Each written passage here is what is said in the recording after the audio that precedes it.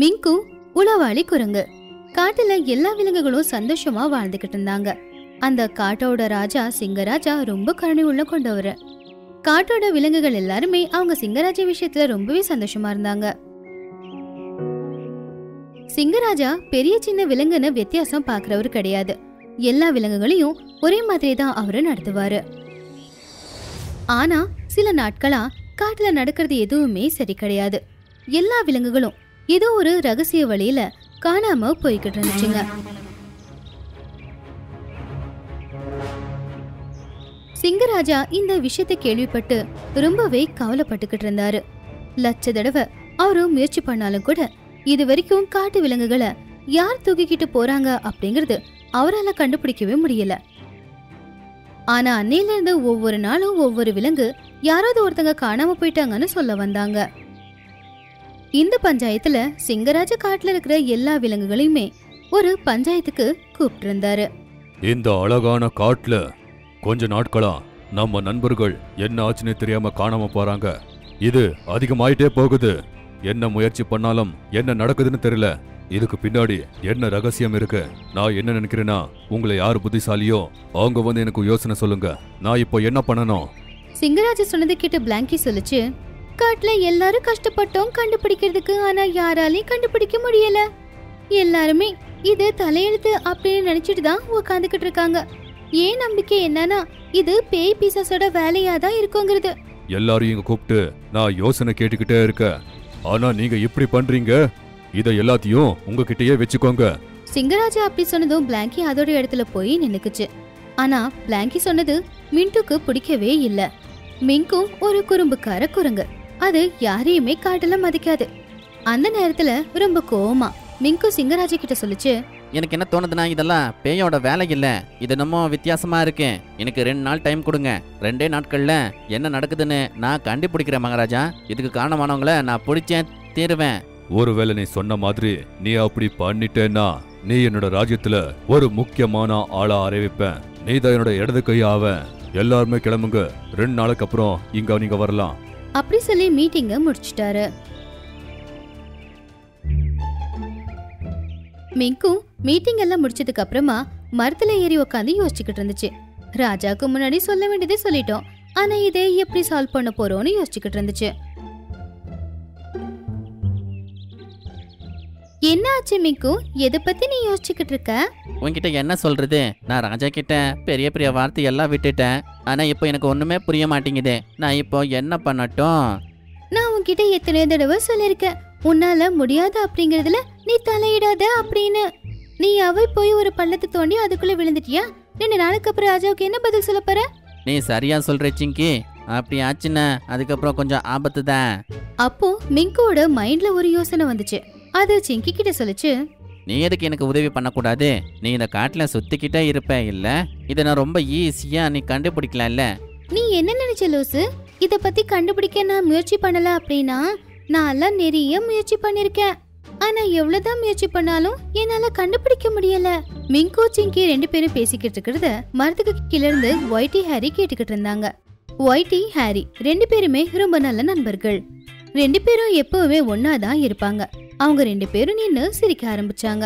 அவங்க 2 பேரும் சிரிக்கிறத பார்த்து மிங்கு ரொம்ப கோவமா அவங்கள முறைச்சுக்கிட்டே சொல்லுச்சு, அப்படியே வந்து ஒட்டு கேட்குற புத்தியெல்லாம் இன்னும் உங்களுக்கு போகலையா? போன வாட்டி இப்படி பண்ணதுனால தான் நீங்க என் கையில நல்லா அடி வாங்கினீங்க. எனக்கு ஞாபகம் இருக்கேன், நீ எங்க 2 பேரையும் நல்லா அடிச்சால. ஆனா 2 நாளுக்கு அப்புறம் காட்டோட ராஜா எல்லாரும் முன்னாடி உன்னை வச்சு செய்வாங்க. அப்ப எங்களுக்கு ரொம்ப சந்தோஷமா இருக்கும். வைட்டி சொன்னதை கேட்டு சிங்கி ரொம்ப கோவமா சொல்லுச்சு, இது கிண்டல் பண்ற விஷயம் இல்ல வைட்டி. மிங்கு என்ன வேணும்னாலும் சொல்லிருக்கலாம். ராஜாக்கு முன்னாடி நான் இதை கண்டுபிடிக்கிறேன்னு தைரியமா சொல்லுச்சுல்ல. அந்த வார்த்தையை சொல்ற தைரியம் கூட உங்க 2 பேருக்கும் இல்லல்ல. சிங்கி சொன்னதை கேட்டு ஒயிட்டி ஹாரி 2 பேருமே அமைதியாயிட்டாங்க. மிங்கு அவங்க 2 பேரையும் பார்த்து சொல்லுச்சு, இங்க பாருங்க, நான் உங்க எதிரி இல்லை. நான் என்னோட திறமையை காட்டதான் அப்படியெல்லாம் நான் பேசிட்டு வந்தேன். ஆனா நான் உண்மையாவே இதுக்கு காரணத்தை கண்டுபிடிக்க போறேன். நீங்க 2 பேரும் எனக்கு உதவி பண்ணா ரொம்ப நல்லா இருக்கும்னு தோணுது. யாருக்கு தெரியும், அடுத்த வருஷத்துல நாம கூட இருக்கலாம்ல. மிங்கு சொன்னது கேட்டு ஒயிட்டி ஹாரி 2 பேரும் யோசிக்க ஆரம்பிச்சாங்க. ஹாரி மிங்கு பார்த்து சொல்லுச்சு, ஆமா ஒயிட்டி, மிங்கு சொல்றது சரிதான். நாளைக்கு நம்ம 4 பேரை யாரோ ஒருத்தங்க காணாம போறது சரியில்லை. மிங்குக்கு ஹெல்ப் பண்ணலாம். மிங்குக்கு நாம தான் ஹெல்ப் பண்ணணும். சரி சரி, நாங்கள் உனக்கு உதவி பண்ணுறோம். ஆனால் எப்படி உதவி பண்ணுறதா? ஒயிட்டி சொன்னது கேட்டு மிங்கு யோசிக்க ஆரம்பிச்சது. அதுக்கப்புறமா சொல்லுச்சு, நாம எந்த வீட்டில் ஆளுங்க காணாமல் போகிறாங்களோ அந்த வீட்டுக்கு முதல்ல போய் ஆகணும். அவங்க எந்த நேரத்தில் காணாமல் போனாங்கன்னு நம்ம கண்டுபிடிக்கணும். இன்னைக்கு அதான் அவங்களோட வேலை. மிங்கு அப்படி சொன்னது எல்லாருக்குமே நல்லா புரிஞ்சுது. அப்பவே எல்லாரும் எந்தெந்த விலங்கு காணாம போயிருந்துச்சோ அவங்க வீட்டுல போய் விசாரிக்க ஆரம்பிச்சாங்க. அப்படி அவங்க 3 பேரும் நாள் பூரா விசாரிச்சுக்கிட்டு இருந்தாங்க. சாயந்தரம் ஆனதுக்கு அப்புறமா எல்லாரும் மிங்கு கிட்ட வந்துட்டாங்க. நான் உங்களுக்காக இங்கே காத்துக்கிட்டே இருந்தேன் தெரியுமா? மிங்கு அவங்க எல்லார்கிட்டயுமே கேட்க ஆரம்பிச்சுது. நாங்கள் எல்லார் வீட்லேயும் போய் பார்த்துன்னு இருந்தோம். நானும் நிறைய பேர் வீட்டுல போய் கேட்டுட்டு வந்தேன். எல்லா விலங்குகளும் ரொம்ப சோகமா இருக்காங்க. சில பேர் இந்த காட்டை விட்டு போகலான்னு கூட முடிவு பண்ணிருக்கிறாங்க. அப்போ மிங்கு கவனிச்சது ஹாரி ஏதோ ஆழமா யோசிச்சுக்கிட்டு இருந்துச்சு. ஏதாச்சும் தெரிய வந்துச்சா?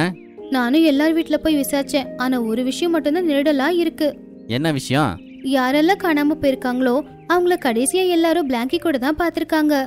அப்போ மிங்கு யோசிச்சு சொல்லுச்சு, அப்படின்னா கண்டிப்பா பிளாங்கிக்கு இதை பத்தி தெரிஞ்சிருக்கணும். இன்னையோட நாள் முடிஞ்சு போயிடுச்சு. நாம நாளைக்கு பிளாங்கிக்கே தெரியாம அவனை கவனிக்கணும். இந்த வாட்டி நானும் கூட உங்க எல்லாரும் கூட இருப்பேன். அடுத்த நாள்ல இருந்து எல்லாருமா சேர்ந்து பிளாங்கிய ஃபாலோ பண்ண ஆரம்பிச்சாங்க. அப்ப எல்லாரும் ஒளிஞ்சிருந்து பார்த்தப்போ விலங்குகள் போகவே கூடாதுன்னு தடை போட்டிருந்த இடத்துக்குள்ள பிளாங்கி போச்சு. யாருக்கு தெரியாம ரொம்ப அமைதியா அவங்க பிளாங்கிய ஃபாலோ பண்ணிக்கிட்டு போனாங்க. அப்ப பிளாங்கி ஒரு மரத்துக்கு கீழே போய் நின்னுச்சு. அதுக்கப்புறம் ஏதோ ஒரு வித்தியாசமான ஒரு சத்தத்தை பண்ணுச்சு. அப்ப திடீர்னு அந்த மரத்துக்கு மேல இருக்கிற ஒரு வேட்டைக்காரன் பிளாங்கிய பார்த்ததும் அதுக்கு முன்னாடி வந்து குதிச்சான். 3 நாள் ஆச்சு நீ என்கிட்ட வாக்கு கொடுத்த தினமும் ஒரு விலங்க கூட்டிக்கிட்டு வரேன்னு. அதுக்கு பதிலா வேக வச்ச கறியை நான் கொடுக்குறேன்னு சொன்னேன். நான் மட்டும் என்ன பண்றது, என்னாலே முடியல. உனக்கு விஷயம் தெரியுமா? சிங்கராஜா அது யாருன்னு கண்டுபிடிக்க முயற்சி பண்றாரு. என்னை பத்தி தெரிஞ்சிடுமோன்னு பயமா இருக்கு. இன்னும் 1 நாள் மட்டும்தான். அதுக்கப்புறம் இந்த டீல் முடிஞ்சிரும். வேக வச்ச கறியுந்தா. பிளாங்கி வேக வச்ச அந்த கறி துண்டை சாப்பிட்டுக்கிட்டு இருந்துச்சு. மிங்கு அப்புறம் அது கூட இருக்கிற எல்லாருமே அந்த காட்சியை பார்த்தாங்க. அடுத்த நாள் சிங்கராஜாவோட சபைக்கு மிங்கு ரொம்ப சந்தோஷமாவே போச்சு. மிங்கு, நீ இப்போ என்ன கண்டுபிடிச்சிருக்க? மகாராஜா, அந்த குற்றவாளி யாருமே இல்ல, நம்மள ஒருத்தர் தான். அவன் வேக வச்ச கறிக்காக நகரத்துல இருந்து வந்த வேட்டைக்காரனோட டீல் பேசிருக்கான். அவன் வேற யாரும் இல்ல, அது பிளாங்கி. நானும் என்னோட ஃப்ரெண்ட்ஸு எங்க கண்ணார பார்த்தோம். மிங்கு சொன்னது கேட்டு பிளாங்கி ரொம்பவே பயந்து போயிடுச்சு. அங்கிருந்து ஓடி தப்பிக்கலான்னு முயற்சி பண்ணுச்சு. அப்ப சிங்கராஜா அதை பிடிங்கன்னு ஆணையிட்டாரு. கொஞ்ச நேரத்துக்கு அப்புறமா பிளாங்கி அரெஸ்ட் பண்ணி கூட்டிட்டு வந்தாங்க. நீ ஓடி போறதுலயே இது எல்லாமே நீதான் பண்றேன்னு இப்ப தெரிய வருது. கொஞ்சம் சாப்பாட்டுக்கு உன்னோட காட்டு விலங்குகளை வேட்டைக்கு விடுறியா? நிறைய ஆட்களை நீ அந்த வேட்டைக்காரன் கிட்ட கூட்டிட்டு போயிருக்க. தெரியலையே அந்த விலங்கெல்லாம் அந்த வேட்டைக்காரன் என்ன பண்ணி வச்சிருக்கான்னு. நீ உயிரோடவே இருக்க கூடாது. அப்படி சொல்லி சிங்கராஜா பிளாங்கிய தாக்க வந்தாரு. அதுக்கப்புறம் அவங்க எல்லாரும் அந்த வேட்டைக்காரன் ஒளிஞ்சிருந்த இடத்துக்கு மிங்கு சொன்ன மாதிரியே போனாங்க. அதுக்கப்புறம் விலங்குகள் எல்லாரும் சேர்ந்து எல்லா வேட்டைக்காரங்களையும் போட்டு பந்து அடிச்சுங்க. அன்னையில இருந்து எந்த ஒரு வேட்டைக்காரனும் அந்த காட்டு பக்கம் வரவே இல்லை.